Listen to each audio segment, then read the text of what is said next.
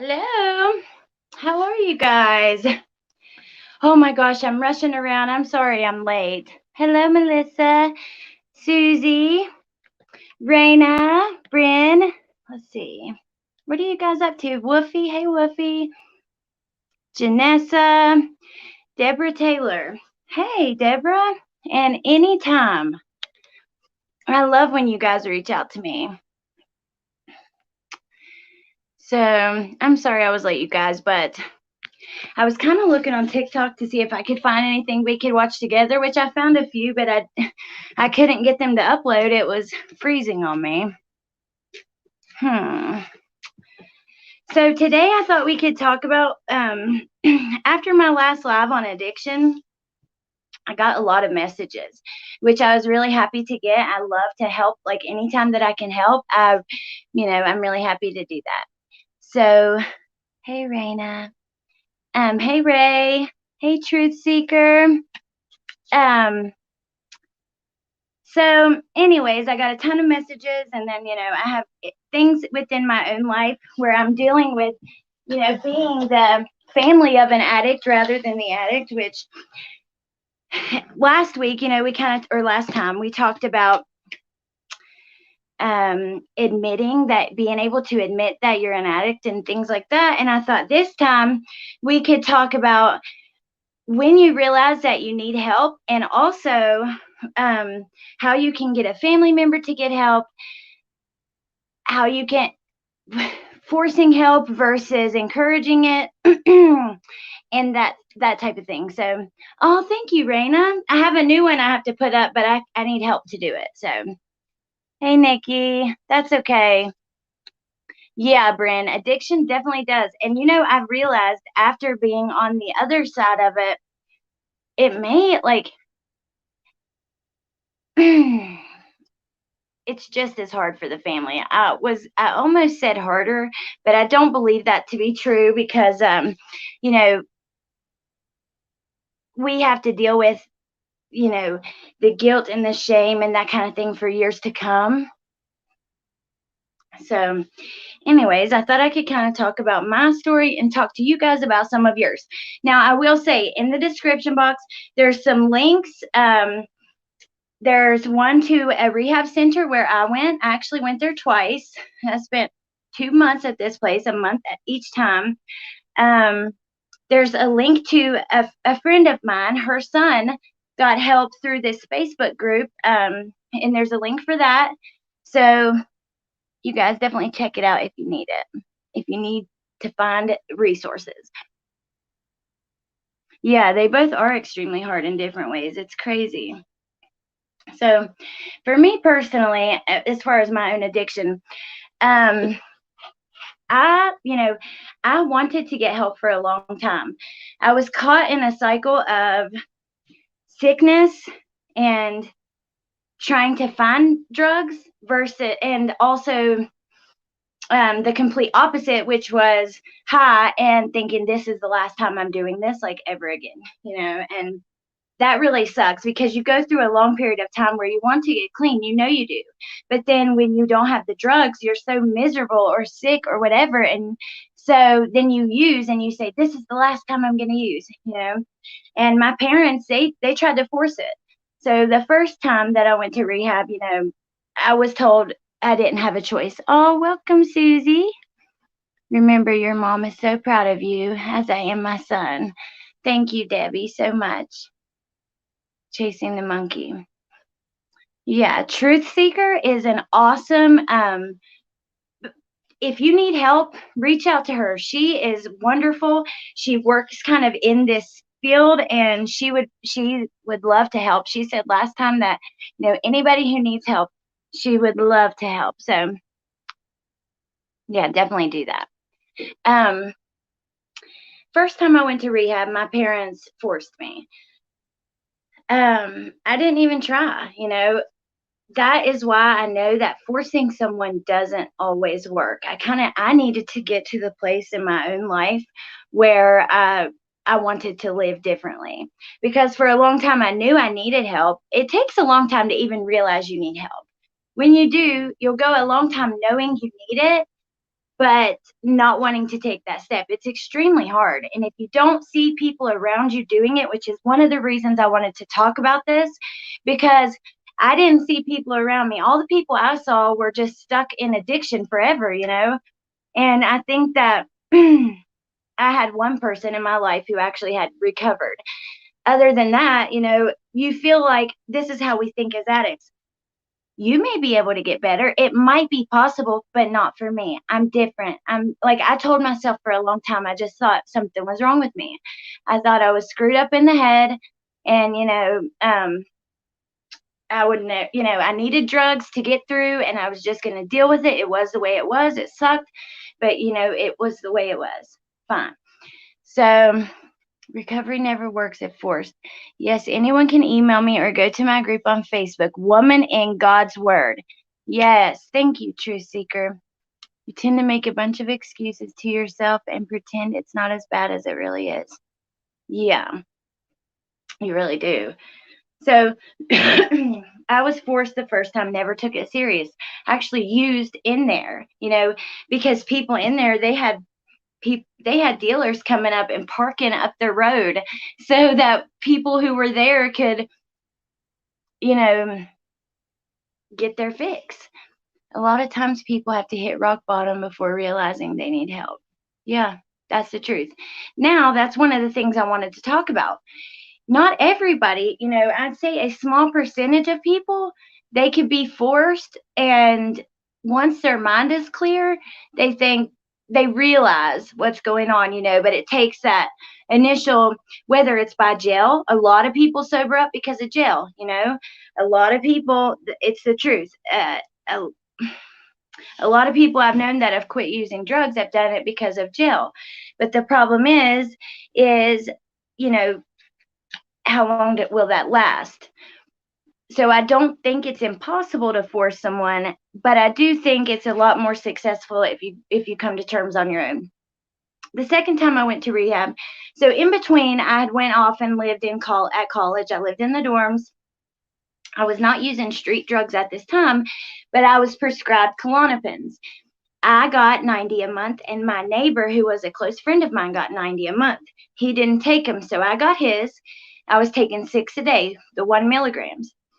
And some days I might take 10 and then take 2 the next day. Like, I would balance it out, and I would constantly be in this up and down, feeling really good, feeling like crap, feeling really good, feeling like crap, and I was irresponsible, wasn't taking care of myself, wasn't taking care of my schoolwork, any of that. But it was almost time for finals, and I thought, you know, I was out of my medicine. I couldn't get home to my neighbors because I'm a couple hours away. And I thought, I'm going to stick it out through this week until I can go home because I didn't have a car. Hey, Lolo. So I'm at school and I'm drinking like crazy because I just feel so anxious and so bad. I mean, I'm going and drinking liquor at 10 a.m., right? And I'm just feeling so rough. Well, I made it 10 days. I'm taking like tons of melatonin, tons of like, I'm barely making it. I remember, you guys, this is the time, and I've told you guys, I begged God to die. This is when, because I've been on medicine for anxiety since I was like 16, and I never lived without it. And then I'm like in this world of college and dorm mates and, guys I'm like kind of hooking up with, and this one guy was really liking and stuff at the time.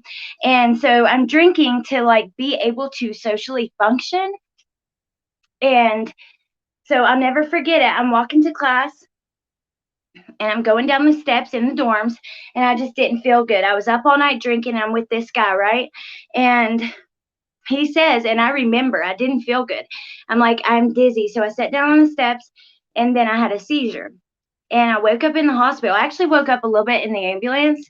And so I get to the hospital, and the doctor's like, you can't come off of these kind of drugs at this dosage. And because you're here, he could look and see that I've been prescribed them forever. You guys, I was given Xanax before I was 18 by a doctor. Not all of people's addictions come from street drugs. So, thank you, Bryn. around 2013, I think was the year that I was at Glenville State College. Um, so I had a seizure and I got the medicine and I kind of finished out the year. And like I said, I wasn't using like street drugs. I was drinking, smoking weed, taking, these pills, but um, no hard drugs. And that was when I begged God before the seizure. I just got down on my knees and I thought, just take me. Like, my family will be better off. Um, I will be done suffering. I won't be hurting anymore. Because you get in this victim mindset as an addict. You think, oh my God, I've got it so rough. I'm in so much pain. I'm so stressed out. And I just was like, I'm done, just done. I didn't have the energy. And, thankfully I made it through that. So after that, I went to rehab the second time. At this time, I wanted to do better. So I'm hooked on heroin again and opiates. I'm going back and forth between heroin, oxys, Suboxone every now and then. And it's like a back and forth thing. And, my mom and dad, they send me to rehab again. And the second time, I tried. I didn't use drugs when I was there. I paid attention in class, like, because you're in class about 8 hours a day. It's not just you go there, you don't hang out, you don't have a ton of free time besides smoking cigarettes in between. And True Seeker, you know all about that. The cigarette smoking in between meetings and stuff. Because if you're in that world a lot, something in my eyes already. Oh, woofy. Hey, Michelle. So, hi, Angie. I love you guys. You are so wonderful and supportive and stuff. So then I go to rehab again and I come home and I'm like, in my mind, I think that I'm doing well because I'm getting prescription medicine and abusing that. I mean, I wasn't taking it right. I can't take that kind of medicine. Whether it's nerve pills or pain pills, I just don't have, I just can't do it. Not only do I not want to be numb the way that it numbs me, but I know how hard it is to get off of it. So I'm thinking I'm doing okay. And I'd been to rehab twice. And then that's when I found out I was pregnant. And, I'm on all these medicines and stuff. And I decided I'm not having this baby on medicine, on drugs. I went to the doctor. I told the truth about everything because I wanted to give him the best chance ever. And thank God I went when I went and I did because Bentley was born 8 weeks early. So we were not expecting him. And if I would have put it off and waited, who knows what could have happened. So I thank God for him. And I thank God for that opportunity to be his mommy and change my life and, enjoy that kind of love and happiness that he's brought me. But so in my experience, long story short, which I've already told you the story, thank you, Shar. If you it's not always, like I said, you can force someone, but recovery works best when you want it.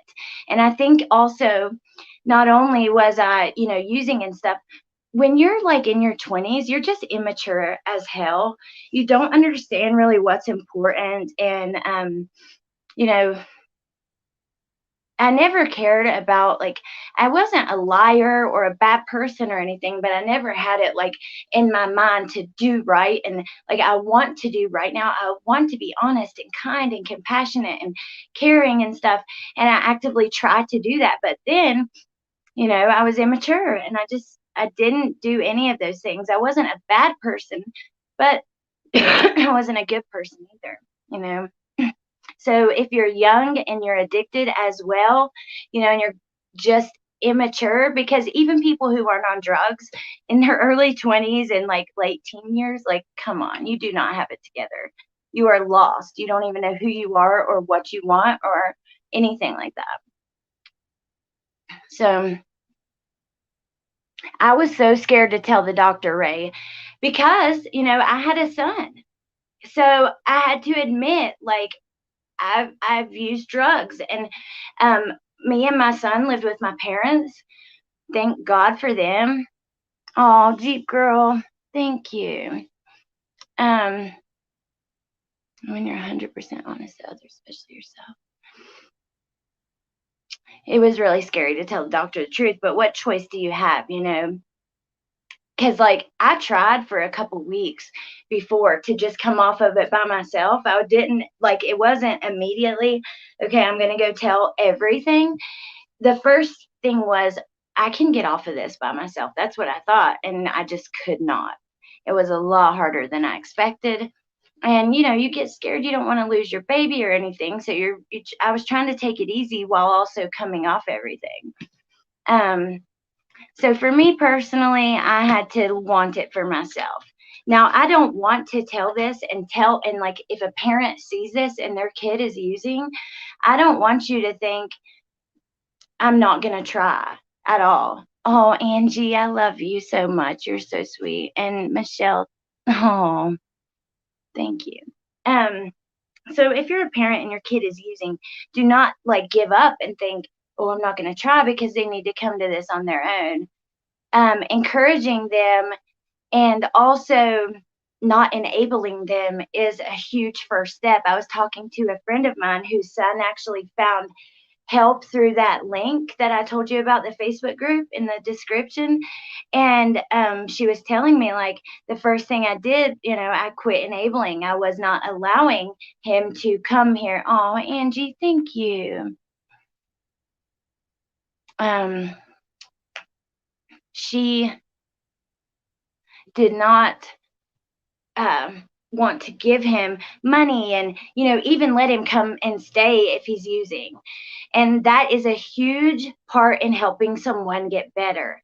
Because when we are constantly giving the addicts in our life excuses and money and bailing them out of jail, I mean, then we are not allowing them to hit rock bottom, right? So if we really want them to get better, you know, as much as it hurts to let them hurt, because I know that does. As a parent, I mean, ooh, I can't imagine, because you want to make sure you cushion your babies and all their boo-boos. But yeah, once you quit doing that, then they're able to hit rock bottom and stuff. And I have all the love and support for all the moms out there going through it. I mean, my mom, I cannot tell you the hell I put her through, you guys. I just can't. I know they didn't sleep for years. I mean, staying up worried about me and, you know, pawning the things that she'd given me from loved ones who had passed and just different stuff like that. She's bailing me out of jail because like when I was at college and I told y'all I was drinking a lot, um, I was trying to not feel, you know, I didn't want to feel uncomfortable at all. We get to where we just don't, and that's an addict thing, like, right? Because life has things that make you uncomfortable. There's pain and stress and worry. But addicts, they get like little wussies over emotional stuff, and we don't want to feel pain. So I'm there and I'm drinking all the time and trying to just like forget about the pain and suffering like in my brain and in my heart. And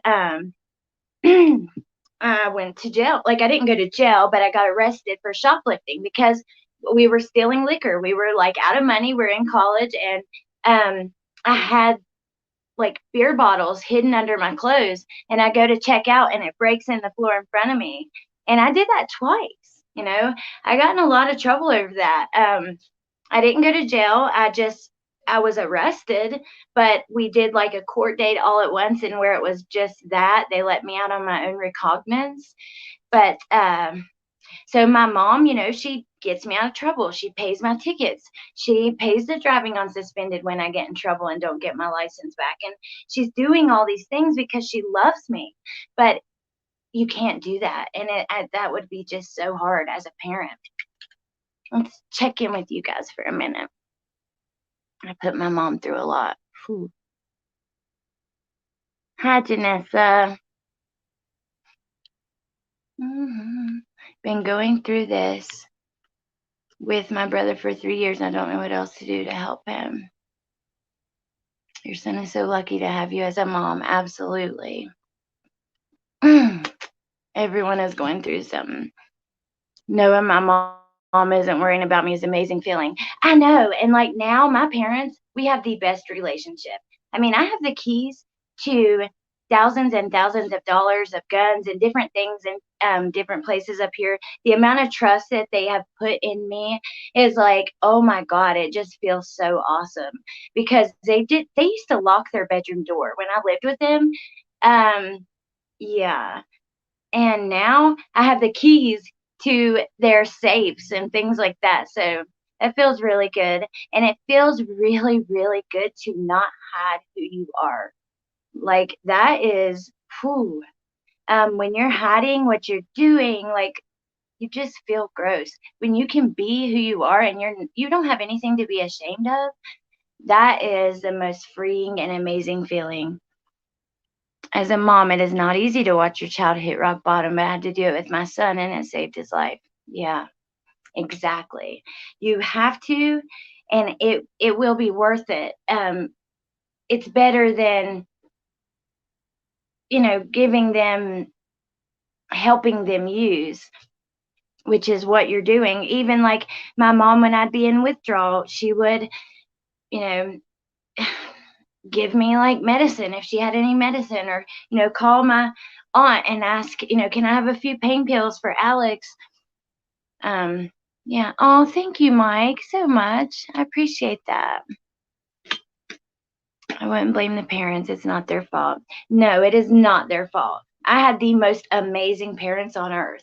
Amazing. And when my mom did enable me, she did it with love. I've been clean, but Melissa Jade, I don't want to dox myself here, but she's been clean 3 years, and I just love seeing her live a normal life. That's wonderful. I lost all my childhood friends, my choice, because I was so afraid of or so ashamed of who I had become. It was awful. I know. I lived that life, you guys.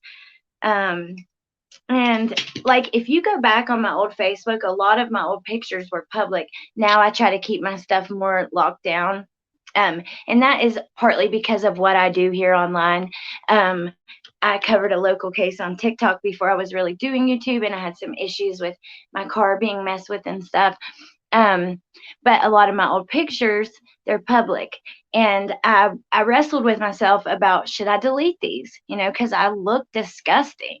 I'm skinny, my face is sunken. Like, just God, I cannot believe I ever walked around looking like that. But I thought, no, if this will help somebody, I can deal with looking like an idiot or looking bad if it's me being truthful, and maybe it will help somebody, because I don't really care if I look bad. I mean, it's not that big of a deal.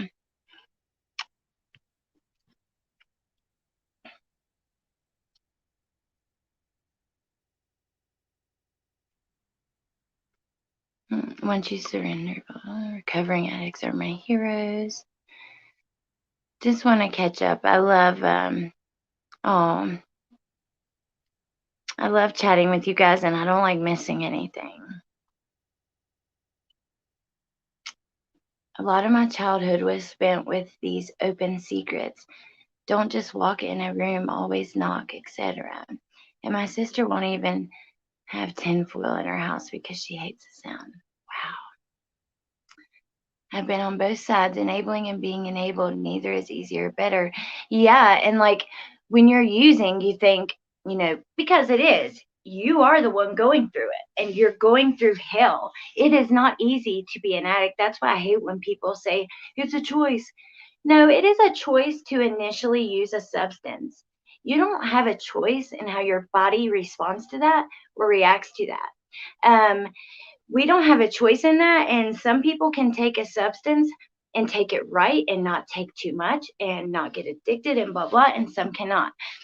But as an addict, we think, poor, pitiful me. I'm the victim. I've got it so hard. I'd use drugs because, a lot of times we're covering up our past and stuff, or our, not our past as in what we've done, but maybe what's happened to us in the past. Hey, Anna. So you think I'm the victim, poor me, poor pitiful me, withdrawal so hard, which it is. withdrawal is so hard, but not all drugs give that physical withdrawal. And it's you would think, right? Like if you're not an addict, when the withdrawal's out, because withdrawal obviously will cause relapse. Okay, so if you're feeling really, really bad, you're going to want to use. You would think after the withdrawal, your relapse, like you're not gonna just don't do it. It's easy. No, that is not it. It's mental.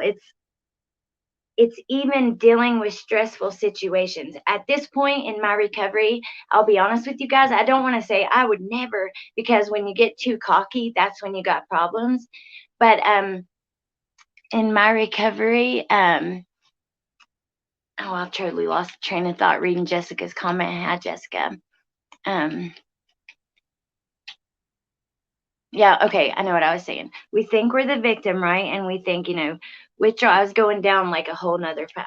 Back to, we think it's so hard for us, and it is. It is extremely hard to not only live the life of an addict, not even talking about recovery, okay? Just living the life of an addict is misery. It is hell. Recovery is a chance to get better. Staying in that addiction, you will be in hell. I mean, it is awful. We think poor, pitiful me, and we are never thinking about what it's doing to the people we love. We are too consumed with our want and our need to feel a buzz and to be numb that we don't even think about other people, right?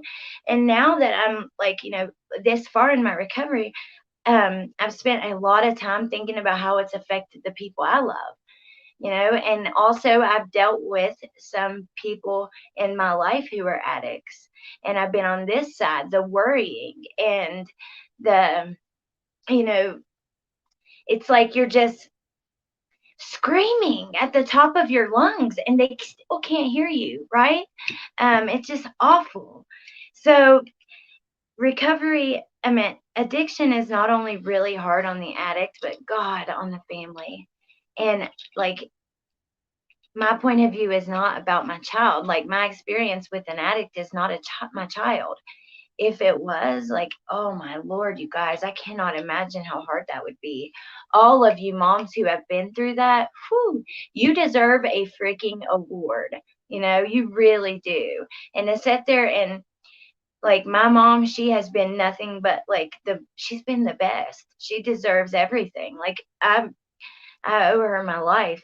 Um, Yeah. And I'll say, like, I do want to do an episode on this and kind of talk with you guys specifically on the subject of guilt and remorse. But that is a part that is really hard for the addict. When you're using and you're screwing over the people you love, you're not thinking about it. Hi, Amber. You're not thinking about it at all, but afterwards, the guilt, man, it just eats you alive because, like, I know I'm a good person, right? And I love, like, the people I love so much. Even the people I don't love. Like, I love people. I care about people and I want to help and do better. And, like, um, you know, the people that you love the most are the ones you hurt the most. I don't know.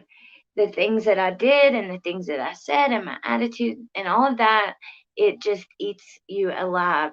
Now, I spent years of really suffering from the guilt and stuff, but uh, now I'm getting past that a little bit, but I still have my moments, right? And I apologized over and over and over, but I still can't make it right. I mean, how do you give back your parents over 10 years of sleepless nights, and thousands and thousands and thousands and thousands and thousands of dollars on treatments and not only treatments, but just using. I mean, my mom,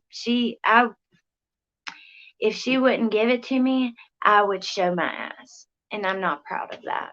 But I have to admit, you guys, when I'm wrong. That's even why I told you, I smoke weed. Because if I'm not honest, I'm not helping. And that's my goal here. It's not to look good. I would tell my mom awful things. Don't you care about me? What, you want me to be in pain? Like, just, oh, mm, like I said, the guilt eats you alive. Oh, I tell my son all the time, no apologies needed. My greatest gift is having him sober and alive. I know my mom, she feels the same way. She's just like, she would watch me playing with the kids for the first couple years and just be like, I am so happy to have you back. And like, you become like a shell of a person, and it's almost like someone has passed away, like, because you are just so different than who you are. So when you get clean and you can be yourself again, like, your family will, like, it's really wonderful. It's awesome. You're doing it, Alex. You give back to your parents by recovery. Thank you. I'm like the biggest softie in the world, you guys. My heart is bigger than, I always say my heart's bigger than my butt, and my butt is, I got a big butt. So yeah. My ex was a heroin addict, and everything he stole from me, I know it wasn't on purpose. Yeah. You know, uh, one of the people in my life is a similar situation, not an ex, not like that, but a friend, and they've done really bad things to me. And I did it to my parents. I was selling. My mom would give me jewelry. That was my grandma was, she meant the world to me. When I was a kid, she babysat me. She was like a second mom. My mom worked all the time. My grandma was who I was with, and she like just babied me to pieces. We were so close. She passed away, and I mean, that would devastated me as a child. I remember sitting there just looking at her house like, you have to be up there, right? Because I'm young and I didn't understand. Like, it's really rough. MJ's life having a day, but I'm listening and wanted to show my love. Thank you, MJ. Can you please reach out to me at my email? I really would like to talk to you. I was kind of reading some of your comments on Melissa's channel, and yeah, if you could, or Facebook message me, um and then message D. Thank you so much.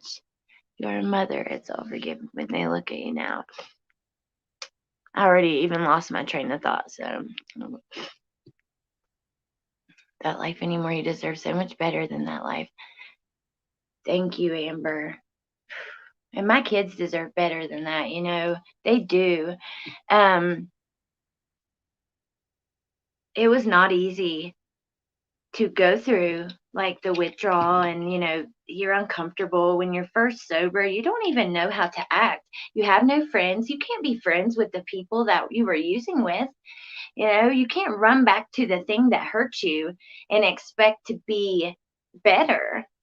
um so you're alone and you're uncomfortable in your skin, and it's hard getting through that, but my God, it is worth it. Like, if you're out there and you're using and you think that you can't do it, I was you. I remember that for years and years and years and years. I mean, like I said, you can go look at my Facebook and see the way I used to look. And even my post, I mean, like, I shared a meme once that was so funny. It said something like, when you're things like you're doing good in your recovery, and then Facebook memories shows you a post, like, shows you how you were acting 5 years ago or something, like, thanks Facebook, like, you're showing me what an idiot I was. But I really want to keep that stuff so I can help you guys that are out there that are using and think that you cannot do it, who think that you're different and you're just screwed up and there's something wrong with you and there's no hope for you, who think that, like, I mean, you guys, I could have done something really great with my life, and I am going to. I am right now talking to you guys. But I made really good grades. I was in the gifted program. I was a homecoming queen. I had tons of friends, and I did cheerleading for like about 12 years. I could have done something really good with my life, and drugs just completely robbed that from me. And I did it to myself. I'm not saying like, oh God, poor pitiful me. I did it. But also, if you are me and you think, oh my God, like I don't even know who I would be without it, I can't do it. Look at me, look at my Facebook, message me. Like I want to help. I want to show you that it's possible because I wanted to see more of that when I was in recovery. That is why I'm on YouTube, you guys. I mean, I shared my vision board from a while back. It was when 2019 started, but like 2016, 2017, I'm home by myself all day, every day. I went back to college after I had Bentley, before COVID, because I didn't try in college before. I just kind of went to party and stuff. So I went back and I was making really good grades and trying to figure out my life and who I was and how to be a functioning member of society. And YouTube, I had no friends. So I get on YouTube and I start watching like the beauty channels because I love makeup and hair and stuff. And then I start watching like true crime. And even before Bailey Sarian had like makeup or true crime videos, I was watching her makeup videos. She had a series called Bailey Tries Stuff or Bailey Does Stuff. And like I got to where these people who don't know me, these YouTubers, these people who have millions of followers, they felt like my friends because I'm here, I'm lonely, and I'm listening to them all day. So if you are me, it's possible. You can do it. You just have to find your way, and you can use YouTube and other social media sites. I'm sure I know on TikTok there's a huge recovery community. So yeah, let's see. You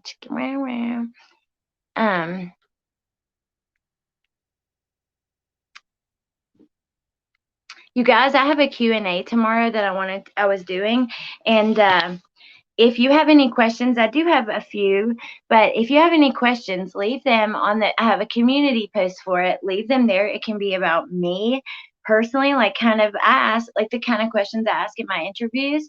It could be about a case, like an opinion. It could be about addiction. Message, like leave a comment because I really want to answer. I think that would be so fun. Like I'm always getting to know other true crime creators, and you guys don't even really know me. I mean, and when half of the things you know aren't even true or from me personally. So I really want to do that. I'll reach out over the next few days. Okay, please do. Please, please, please. And know that I'm here for you. I know what it's like to I know what it's like to go through these kind of struggling times. Hey, Anne. Tomorrow night, Anne, I have a live. But after that, I really, really, really want to come and call in for Thursdays. And you guys, if you want your pets read, and yeah, go over there. It'd be really cool. You'd probably really enjoy that if you have pets. I need to go on medicine for chronic pain, and I already see that I get sick without it. Yeah. Like, I guess there's kind of a difference between physical addiction to a medicine and mental addiction.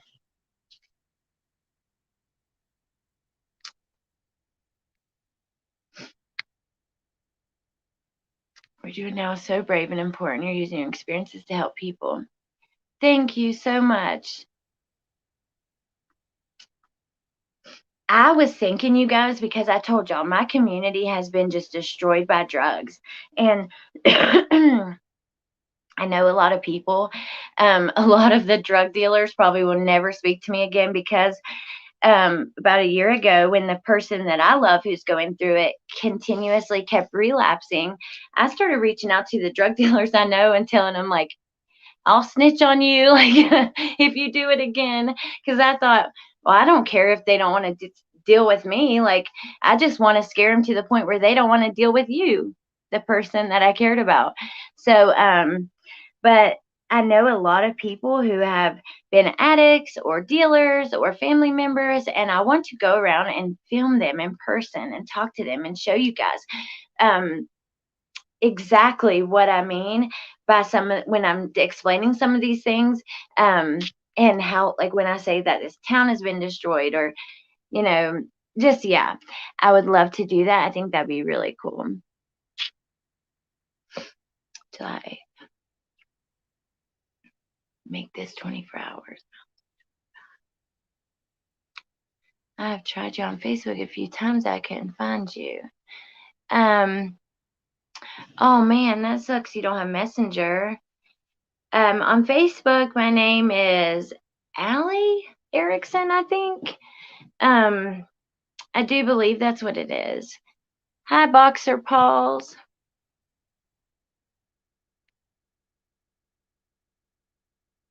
Also, oh, that's cool.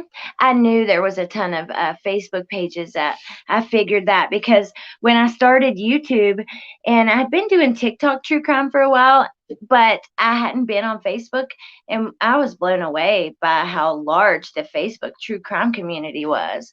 And I still am. And I'm sure there's groups like that for recovery and all that stuff. So if you need support, it's out there. Like I said, Truth Seeker, email her, message her. I want to do some panels and talk to you guys. Incognito, wait. Incognito. Applaud you, Alex. You have so much time. Anything to decide too, but please know that you are worthy now. Oh, thank you, Incognito Gypsy.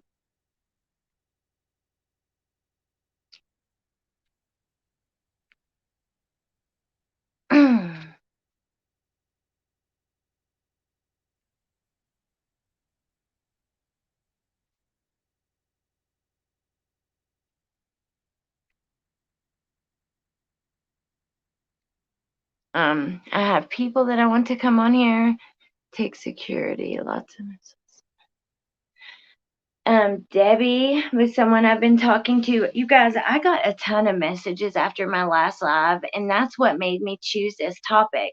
So I wanted to help people that wanted to get help, but they didn't know where to start, or people who wanted to their family members to get out. Because one message I got, someone had a sibling who was using, and they were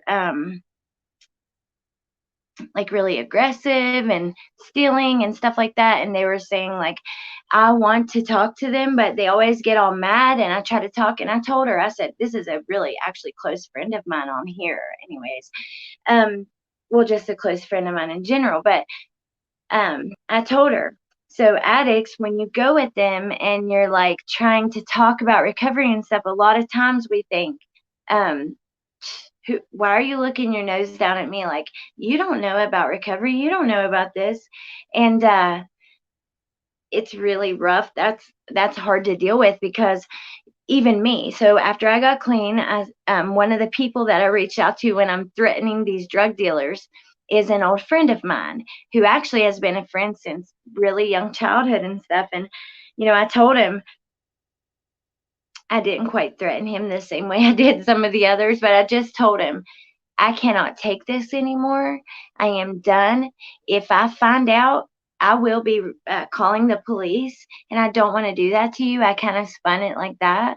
And, I'm like, I'm sorry to hear about you and how rough you're doing, because at a time he was doing a really good. This guy is like almost like a brother to me. Um,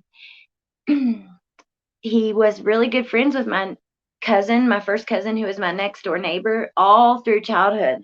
And then afterwards, we kind of became really close, and our kids hung out and all that. And he told me, why do you think you're better than me now? Just because you're doing better. You're not better than me. And I'm like, are you serious? Like, I don't think I'm better than you.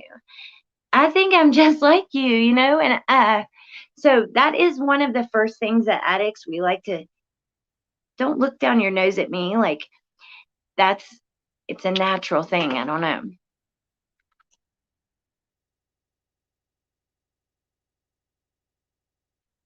Just 1 second.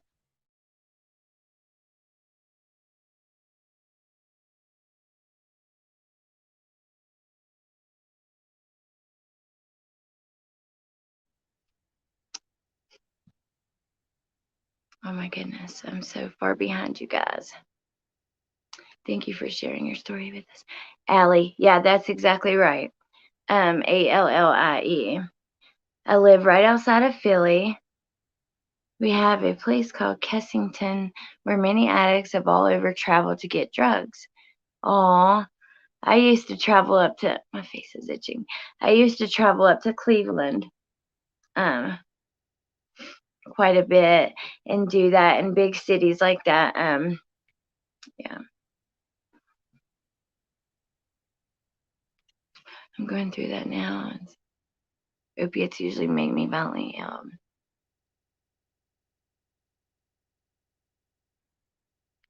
I want to be here for you because I was you. Many of my friends were you. If I can help, please let me before you see.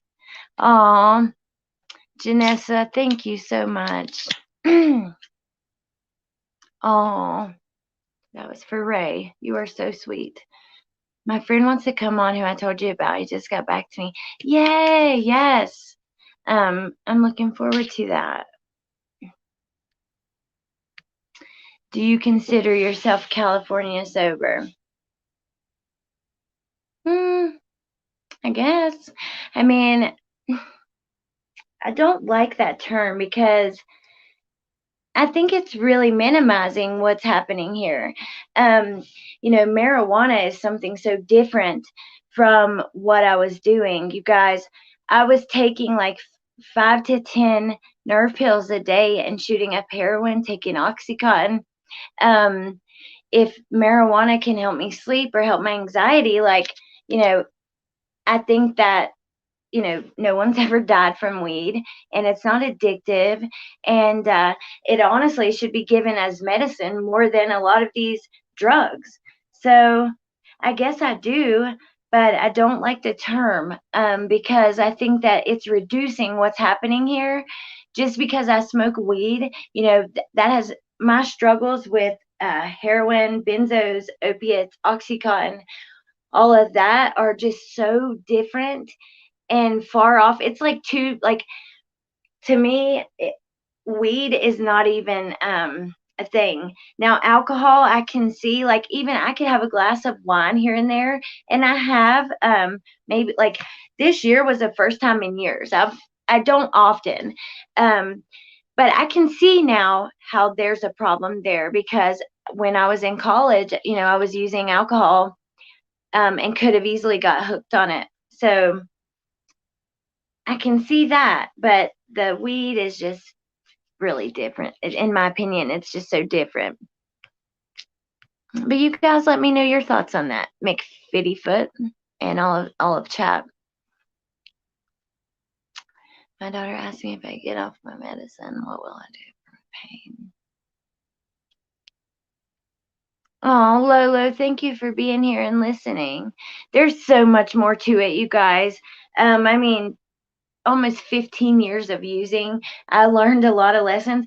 But I think that's what makes me who I'm happy that it all happened the way it is, and I love to have other addicts as in my life now that are addicts in recovery, because when you have been to hell and you have lived a life of misery, shame, guilt, remorse, like if you have lived that life and you've recovered from it and bounced back, then you're just you a lot of times they're very kind and not judgmental and special people. And also, though, it could be toxic because if a relapse happens or something, but if they're strong in their recovery, sometimes recovering addicts are the absolute best people to have in your life at all. And anybody who struggled, so if you've struggled with sexual abuse or just physical abuse or anything that is just like really that you didn't think you would ever overcome, those kind of really those deep struggles that make us who we are, when we've really struggled, um, it really it can be really beautiful on the other side. I saw a meme today that said, you don't get old and wise without being young and stupid. And like that is so true. And the stupider you are, like the wiser you are in the end. Let me know if you guys think that way, though. Like, recovering addicts, if you're an addict and you're in recovery, or even if you're not and you have them in your life, if you think that a lot of the most special, beautiful people come from those broken beginnings. Oh, you live in Dublin, Lolo? That is so cool. Drugs are on every corner, especially crack cocaine. See, I moved to North Carolina for a period. So I moved down there and, I quit all drugs, got a job and was working and doing really well. And then drugs, like the same drugs I was on, were not big there, but crack cocaine was big. And that's another little story time where I took about 6 months of my life smoking crack and doing cocaine. You guys, I'm not joking. I've been like, really shitty in the past. I wasn't ever really like a thief or a criminal or anything. You can look me up. This shoplifting is the only thing I've ever done. But I did some really shitty things just as far as to my family and to myself. So I never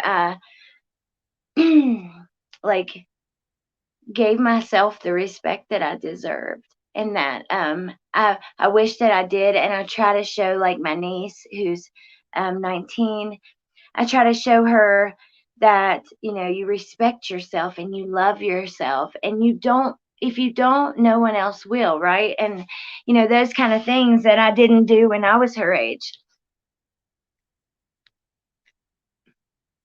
I was a big doctor shopper.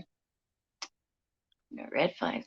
Yeah, I knew a few people who did that. I actually used to go to Florida all the time to get 30s, Oxy 30s.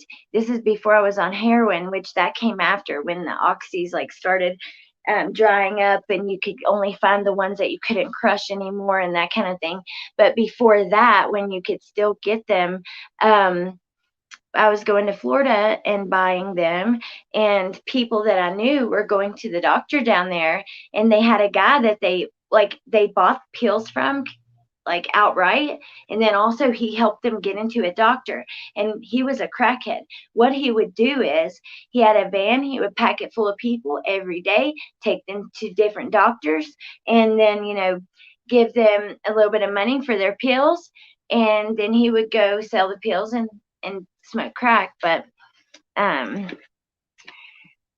sometimes people are like so amazed when I say that I'm in recovery. They're like, "Oh my gosh, you never look like the person who would be on drugs." And I probably don't look like the kind of person who ended up going down a rabbit hole of crack cocaine for several months and spending almost $30,000 in a couple months on it. Yeah, it was rough. Favorite doctor, a step down pain med. Yeah, Ray, there is a medicine called tramadol. It's a pain medicine, and it's not an opiate, and it's not that strong.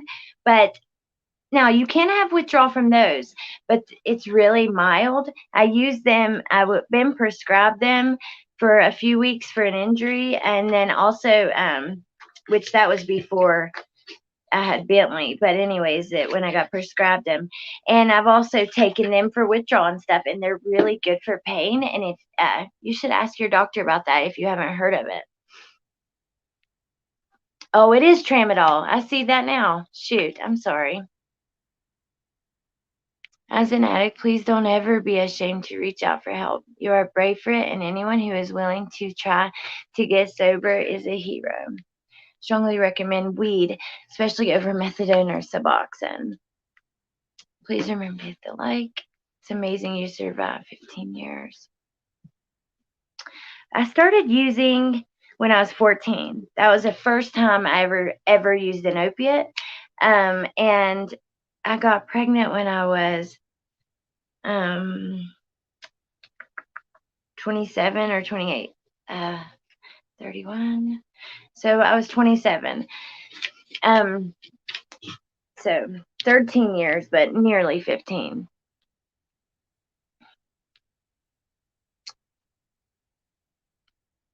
And Ray, also kratom. Now, you guys, if opiate addiction is a problem that you have and you don't want to go with Suboxone, kratom. Uh, I've used it. I used it to come off of Suboxone, and I used it because I've been on and off. I was on and off of Suboxone for a long time before I got pregnant. Like, I actually got my first Suboxone prescription at 18. I don't want to get too much into that because I know that people are using it to get better, and sometimes that's the only way, right? And I'm not judging. I think that it could be a great medicine if it's used correctly.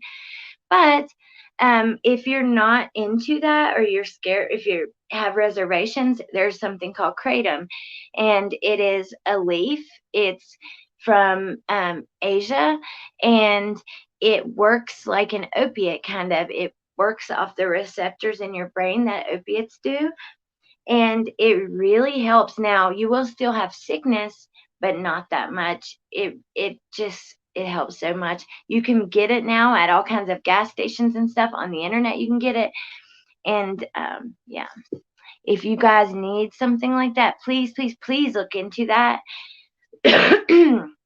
I think that medicinally, it is a really good medicine. Now, the thing is you cannot get it from places that are not trustworthy, because if you get a low quality, it can affect your kidneys, your liver, any of those organs that are kind of detoxing you and helping you process the food and medicine you have in your body.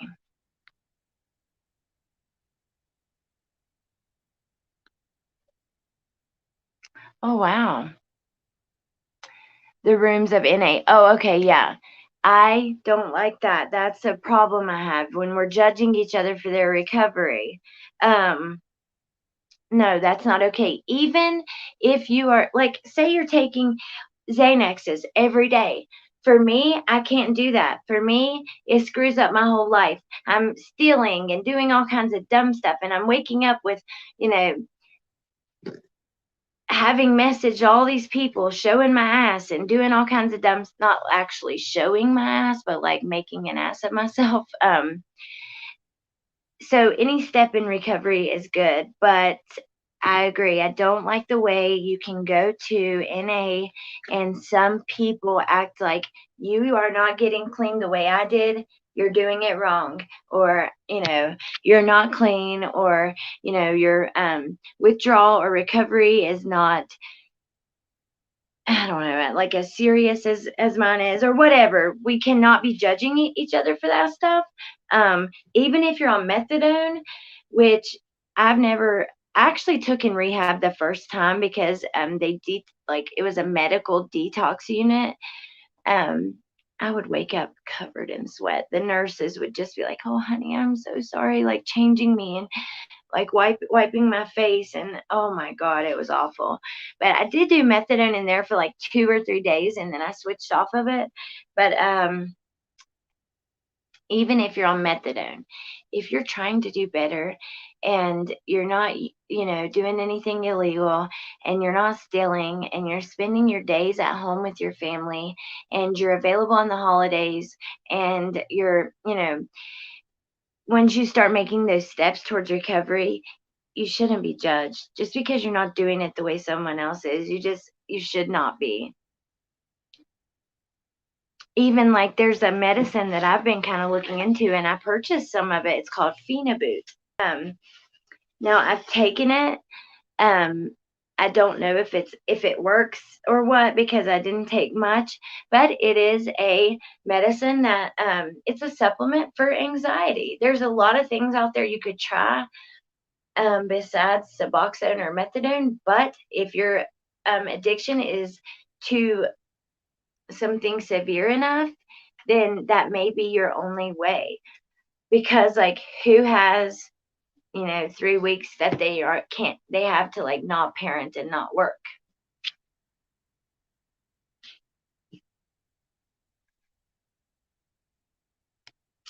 Thank you, Alex.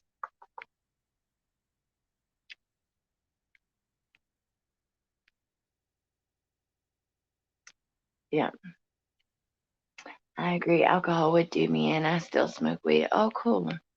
I was curious on your opinion, on everyone's opinion of that California sober crap.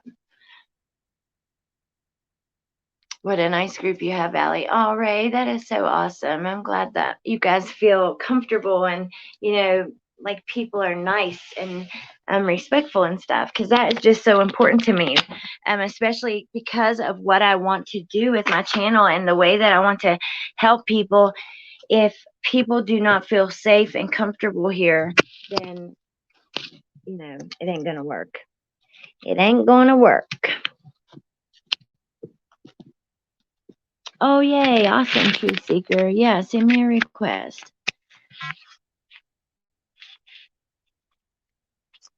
I met the most wonderful people during my journey of recovery. They judge less, help more, and always give you straight opinions. Absolutely. They judge less, they help more, they're kind. They're not concerned about, the same things that someone who isn't is. It's just different. It's always great to have a few people around you like that. Thank you, Amber. Felt on coke. Luckily, I only did it once. Yes, I know. Coke does make you feel like, especially like after when you're like wanting more and more, that is just the worst feeling. Did Coke for a year straight. I'm addicted to sugar. Me too. Me too.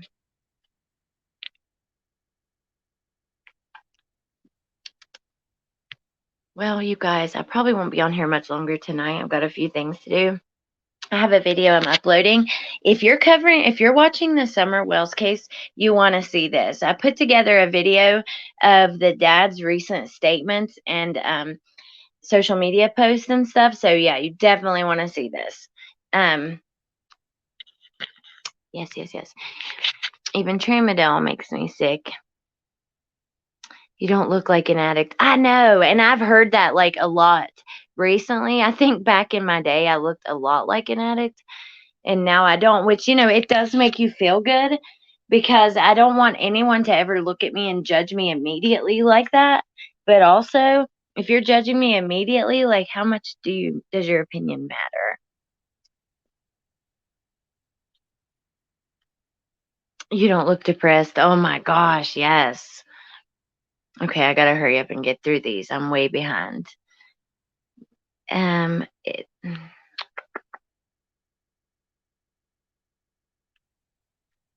Tramadol relaxes me.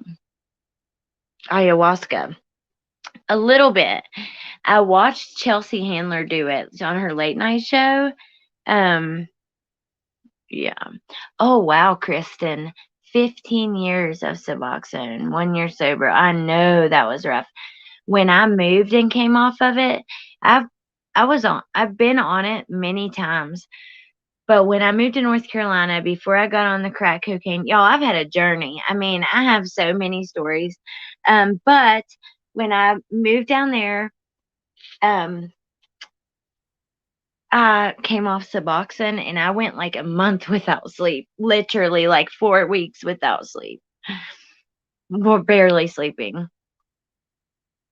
Oh, thank you, Brittany. I love you so much too. You're so wonderful. Hey, it's so funny. A lot of people think that Brittany and I sound just alike, and some people have thought that we were the same person. Yeah. Some issues with AA. So you guys, I'm going to have to go in a second, but please watch out for my summer video, and please be like, if you are free tomorrow night, come in for the Q&A. I need to get together some more questions. So please, if you have any questions, leave them down below in the comments. Don't be offended when I delete your question. I'm just doing that so to keep other people from answering and stuff, and to keep it, for tomorrow. So please leave them. It can be kind of whatever. Hold on, baby. I'll be right in there. Give me a second. Hold on, you guys.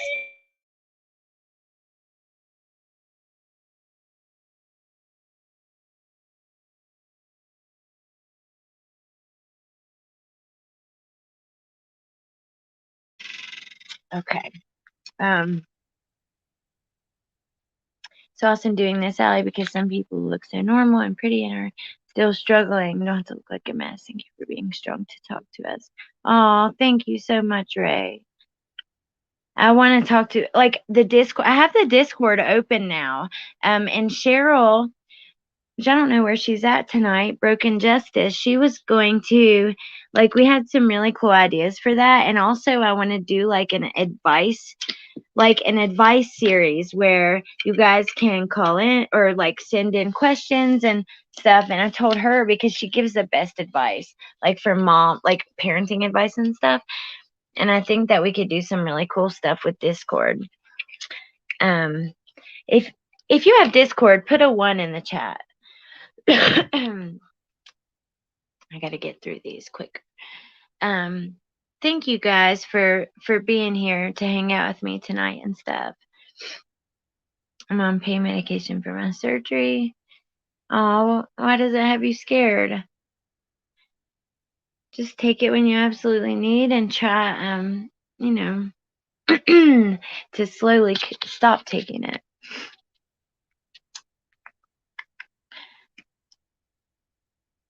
Let without sin cast the first stone.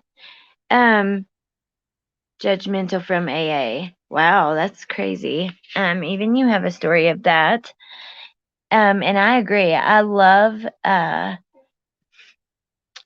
programs that are like that with the zero judgment. Why would we judge each other? Wasting time doing that. Like I'm sorry, but I'm in no position to be judging anybody. Like I've made all kinds of mistakes and I'm at the point in my life where I can finally admit when I'm wrong, admit when I've made mistakes and try to do better. So I can't be judging anybody.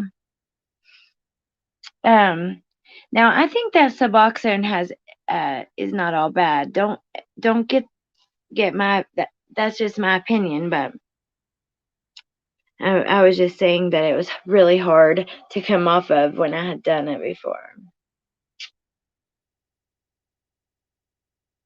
Toradol. The length we go or things we do are next fixed. Think we can take a little time for recovery and be thankful. Oh, thank you, Mike.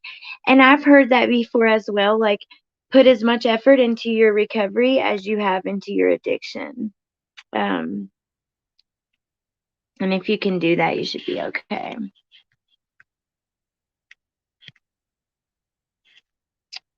Thank you.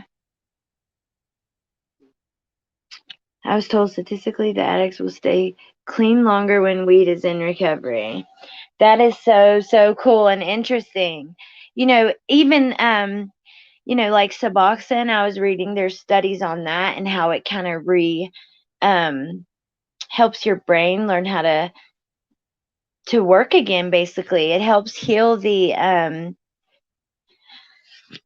receptors that have been starved for dopamine or given too much dopamine and all that. So, there's a place for everything depending on who you are. We can't really, we have to do better about judging people and thinking we have all the answers. I certainly don't have all the answers. And I will not pretend like it. Thank you, Susie. Most of us school teachers have a pretty heavy coffee habit. I have a caffeine addiction, which I drink a lot of Mellow Yellow, and a nicotine addiction. You guys, I got these really cool things called heat sticks. They're like a mix between a vape and a cigarette. And it's like tobacco that gets heated at like 600 degrees Celsius. Chelsea Handler. Kristen. Thank you, Kristen. Okay, you guys, I have to go, but I'll be on here tomorrow. Actually, I'll be on here tonight. I might do a premiere. I wasn't going to, but I just have so much fun, like talking to you guys while it's happening. So be on the lookout for the Summer Wells Dad's social media video. Then tomorrow, the Q&A. If you have any questions, leave them down below. Any questions about addiction, if you have a question about a case, if you have a question about me personally, be respectful. Leave it down below, and I'll do what I can to answer it. my mom quit smoking with a what is that medicine? It's like kind of like an antidepressant. Yeah, but I was shocked because she smoked for like 40 years. How do I get Discord? It's an app. You download it in the Google Play Store. Okay, so we have 1, 2. You guys should get on there because okay, so Discord, it's an app and it's like a chat room basically. Everyone can talk, you can share photos and videos and things like that. And you can talk one-on-one. You can find, like, say you're in a group, like if we all have a group, and you know, Raina wants to talk to Ray and she wants to do it privately. You can message her privately and, that kind of thing. So,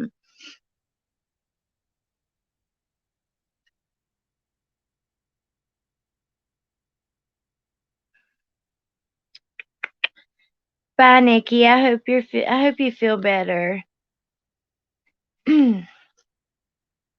Yeah. If you have any questions, leave them down below. Thank you guys for being here and for being so awesome.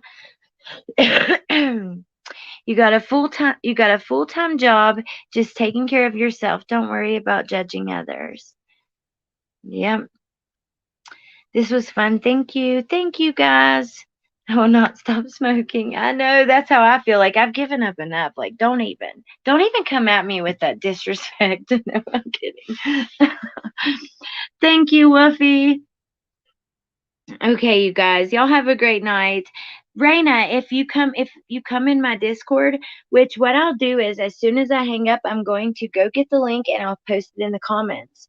And that's what I wanted that to be for, was people who were struggling and needed support or whatever. So that kind of gives people a place to get out some frustration.